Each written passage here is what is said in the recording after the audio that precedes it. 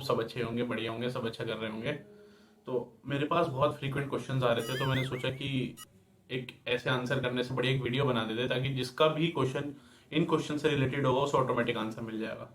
तो आज question answer पे थोड़ी सी बात करते हैं। तो पहला जो कॉमन क्वेश्चन आ रहा है कि क्या कंप्यूटर ऑपरेटर के लिए कोई बुक है? तो इसका आंसर है कि नहीं। आपको अगर कंप्यूटर ऑपरेटर का सिलेबस कवर करना है कंप्यूटर के लिए, तो आपको कोई भी एक बुक फॉलो नहीं कर सकते, क्योंकि किसी भी बुक में इसका सिलेबस वो है ही नहीं। ये इकलौते एक यूपी पुलिस का एक कंप्यूटर ऑपरेटर का एग्जाम है जो इस तरीके के सिलेबस पे है कि इसके अंदर पूरी सॉफ्टवेयर हार्डवेयर दोनों की आईटी है। तो आपको कोई एक बुक नहीं मिलेगी, आपको कहीं ना कहीं से इसको अलग अलग बाइफरकेट करके पढ़ना पड़ेगा। तो सेकंड क्वेश्चन की बात कर लेते हैं कि इस कंप्यूटर ऑपरेटर की ट्रेनिंग कैसी होती है। देखिए, इसकी ट्रेनिंग जो होती है वो दो सेक्शन में डिवाइड होती है। एक होती है फिजिकल स्टैंडर्ड ट्रेनिंग और दूसरी होती है आपकी एजुकेशनल ट्रेनिंग। इसमें आपको पुलिस की जितनी भी बीएनएस वगैरह हैं वो सब पढ़ाई जाएंगी, और जितनी भी साइबर सिक्योरिटी और कंप्यूटर से रिलेटेड चीज़ें वो पढ़ाया जाएगा। और दूसरा सेक्शन रहेगा आपका फिजिकल। फिजिकल जितनी भी एजुकेशन है, फिजिकल ट्रेनिंग आपको मिलेगी जो सेम कांस्टेबल की रहती है। इसके अंदर क्या रहेगा, आपको 3 से 4 घंटे दौड़ाया जाएगा एक दिन में, जो आपको दौड़ना पड़ेगा। और फिर उसके बाद कुछ पीटी की एक्सरसाइजेज, मेडिटेशन, ये सारी चीज़ें सिखाई जाती है उसके अंदर। तो ये हो गया आपका ट्रेनिंग कैसी रहेगी उसका जवाब। इसके बाद मेरे को जो क्वेश्चन आ रहा है वो एक ये भी आ रहा है कि ट्रेनिंग कहाँ होती है इसकी, बेसिकली कंप्यूटर ऑपरेटर की। तो कंप्यूटर ऑपरेटर की ट्रेनिंग जो आज तक हुई है वो एक मुरादाबाद जोन और एक सीतापुर जोन, दो जगह ही आज तक ट्रेनिंग हुई है जितने भी कंप्यूटर ऑपरेटर के बैच सिलेक्ट हुए हैं। तो इस बार भी यही चांसेस है कि इन दोनों जगह पे ही ट्रेनिंग होगी। अगर उत्तर प्रदेश पुलिस कुछ और ट्रेनिंग सेंटर जोड़ता है तो वो भी ऐड हो जाएंगे। इसके बाद जो मेरे पास क्वेश्चन आ रहा है फ्रीक्वेंट, वो ये है कि अपियरिंग और अपियर्ड स्टूडेंट जो हैं फाइनल ईयर में पढ़ रहे हैं, इनकी अभी ग्रेजुएशन पूरी नहीं हुई है, उन्होंने अप्लाई कर रखा है, क्या वो लोग एलिजिबल होंगे? तो इसका आंसर है नो, क्योंकि इसकी नोटिफिकेशन में क्लियरली मेंशन था कि जो अपियरिंग और अपियर्ड स्टूडेंट है वो जो भी अब फॉर्म अप्लाई करेंगे तो उनका फॉर्म एक्सेप्ट नहीं करा जाएगा। और वैसे भी यूपीपी में एडमिट कार्ड तो सभी का आ जाता है, एडमिट कार्ड अगर आपका आएगा तो आपको डीबीपीएसटी में एक्सेप्ट नहीं किया जाएगा। तो इसका क्लियर आंसर है नो। आपको वहाँ एग्जाम देने भले ही दिया जाए पर आपको डीबीपीएसटी में अलाउ नहीं किया जाएगा जो भी अपियरिंग और अपियर्ड स्टूडेंट है। भले ही उन्होंने एक साल का कंप्यूटर पढ़ रखा हो, बट स्टिल इसमें क्लियरली मांगा है कि आपकी ग्रेजुएशन या डिप्लोमा कंप्लीट होना चाहिए। सेकंड में बात कर लेता हूँ जो सबसे हॉट टॉपिक है, एग्जाम डेट।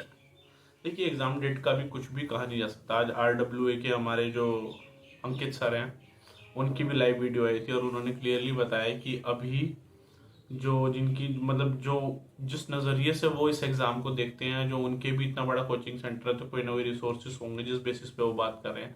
तो उन्होंने बताया कि ये जो कंप्यूटर ऑपरेटर और एएसआई का तो खैर मैं नहीं कहूँगा, बट कंप्यूटर ऑपरेटर का ये जो एग्ज़ाम है, खैर दोनों एग्ज़ाम साथ ही होने हैं। तो ये जो अभी भी जितने ऑफलाइन एग्ज़ाम की बात हुई है, ये एग्ज़ाम जो नई भर्ती की नोटिफिकेशन आया है उसके एग्ज़ाम, जब उसका एग्ज़ाम प्लान होगा उससे 1 या 1.5 महीने पहले करा लिए जाएंगे। तो मतलब तुरंत एग्ज़ाम उनका कहना है कि नहीं होगा, आपको थोड़ा नहीं थोड़ा और वेट करना पड़ेगा इस एग्ज़ाम की, इस एग्ज़ाम को होने के लिए थोड़ा वेट और करना पड़ेगा। अभी तुरंत एग्ज़ाम नहीं होगा, अब पहले अप्रैल के अंदर नोटिफिकेशन निकलेंगे जितने भी पेंडिंग भर्तियों के हैं।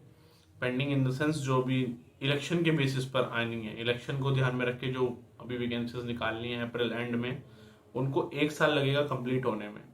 क्लियरली ये बात बताई थी कि इनको 1 साल लगेगा कंप्लीट होने में, तो अगले अप्रैल तक उनको टारगेट है पूरा कराने का।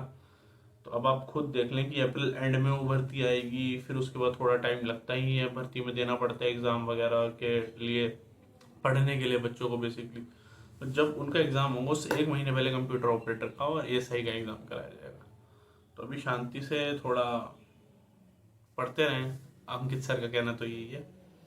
और बाकी इसके बाद अगर मैं बात करूं एग्ज़ाम डेट की, तो बात मैंने कर ली। 1153 न्यू वैकेंसीज आएंगी या नहीं। देखिए, इस पे अभी कहना बिल्कुल भी सही नहीं कि 1153 आपकी न्यू वैकेंसीज ये अप्रैल में ला देंगे, मई में ला देंगे, आएंगी नहीं आएंगी। आप एक बार एग्ज़ाम में बैठिए, एग्ज़ाम दीजिए। अगर इनको न्यू वैकेंसीज लानी है तो आपकी जो 930 वाली पोस्ट है ये कंप्लीट होगी, इसी के बाद आएगी। इससे पहले या बीच में नहीं लाएंगे वैकेंसी, और ना भर्ती बोर्ड ने कुछ ऐसा कहा है कि ये 1153 न्यू वैकेंसीज वो ला रहे हैं। कोई कंप्यूटर ऑपरेटर के रिगार्डिंग नोटिस नहीं है। सिर्फ जो नोटिस है वो है आपका इन सब के लिए, एसआई के लिए निकला है और जेल वार्डन के लिए निकला है, इन सब के लिए नोटिफिकेशन निकला है। कंप्यूटर ऑपरेटर के लिए कोई नोटिफिकेशन नहीं निकाला है कि 1 अप्रैल में इसकी आ रही है वैकेंसीज। तो अभी ये कहना है कि न्यू वैकेंसीज आ जाएंगी, ये भी सही नहीं है, और ये कहना नहीं आएंगी, ये भी गलत है। तो ये सब, इस क्वेश्चन का आंसर तो फ्यूचर में ही छुपा हुआ है कि आएगी नहीं आएगी अभी पता लगेगा। या इन वैसे इस वैकेंसी कभी मैंने देखा है कि यूपी पुलिस की वैकेंसी ऐसे बढ़ते हुए कि एकदम बाद में बढ़ा दी जाए, तो उसको सोचना बड़ा मुश्किल है। बाकी देखते हैं, अगर बढ़ जाए तो आप सबका लक है, हमारा लक है बढ़िया अगर बढ़ जाए तो। बट ये कहना कि न्यू वैकेंसी आएगी अभी सही नहीं है, कि आएगी ही आएगी, श्योरिटी से नहीं कहा जा सकता। तो होपफुली मैंने आप सभी के क्वेश्चन के आंसर दे दिए हैं। और कोई अगर आप चीज़ सोचते हैं जो आपको जाननी है तो आप कमेंट कर सकते हैं, फिर इसका पार्ट 2 भी बनाएंगे हम।